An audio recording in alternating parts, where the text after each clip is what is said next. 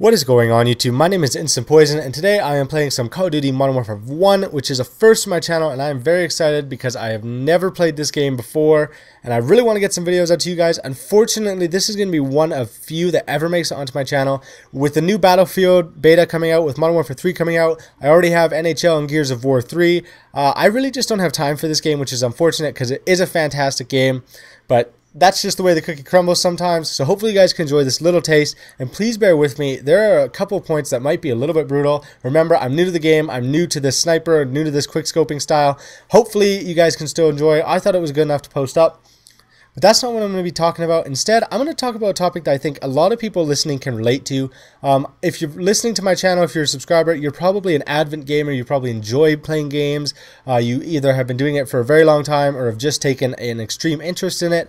And that's essentially what people who are non-gamers, looking on from the outside, looking in, think of us being a gaming community, what they think of how we spend our time, why we play games so much, and kind of just where that's going to go, where that's going to head in our futures.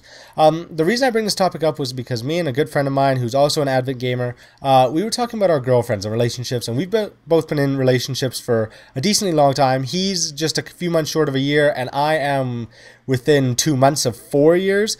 And basically just, I think anybody who ever plays video games, who's a consistent gamer, who's had a non-gamer girlfriend, has possibly been in this situation where they don't understand why we would want to play video games as much as we do, why we would ever want to play a video game over hanging out with them. And before I get off on this topic, and a bunch of people give me all these negative comments and all these, what a loser, he's a nerd, he doesn't even want to hang out with a girl, he'd rather play video games, how pathetic.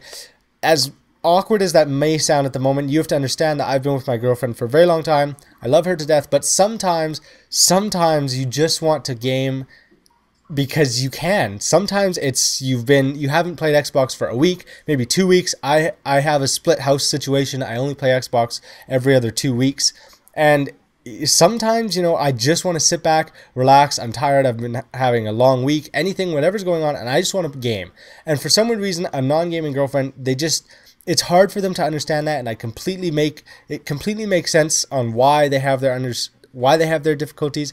But I just kind of thought, you know, it's so interesting because being a gaming community, being as strong as we are, having such a large group, we still, as much as it's getting better from where it was, we still have this kind of negative look on society. Society still kind of looks down on, you know, this isn't a job, this isn't a real hobby, why don't you go outside, why don't you get some fresh air, meet people, any of those things. And it gets to the point where people even start arguing. They're like, what are you doing? Why do you even bother? What are you doing with your life? Because they don't feel like I'm going to be doing this forever. They feel like I am going to eventually grow up, I'm going to get a job, I'm going to stop gaming, and that's going to be the end of it. And to those sayers, I say, I just disagree 100%.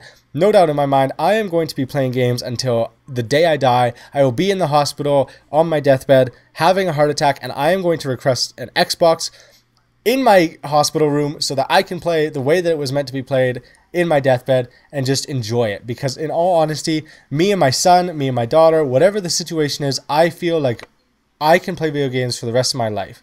It's something I've always had an interest in. It's something I've always loved to do. I still love to do it. And games are only getting better, people. Come on. Look at the lineups that are coming out.